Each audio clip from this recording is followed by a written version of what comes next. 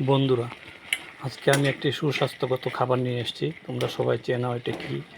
কলা গাছের ভেতরে থাকে, যাকে বলে কেউ বলে সুবুই, কেউ বলে বকুল। এটা পলি করে কেটে তারপরে বুটের ডাল ফুটিয়ে রান্না করছি। এখানে জিরে গুঁড়ো, ধনে গুঁড়ো, হলুদ গুঁড়ো, লঙ্কা গুঁড়ো কিছু দিয়েছি, কাঁচা লঙ্কা দিয়েছি, পাঁচফোড়ন সম্বার দিয়েছি, আদা বেটেও দেওয়া হয়েছে।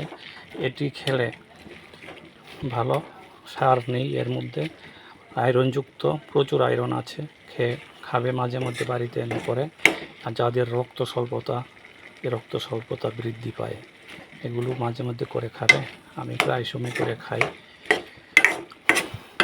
একবারে শুকনো করে মিশিয়ে নেব, এটাকে আমি শুকনো করে নেব। ধন্যবাদ সবাইকে।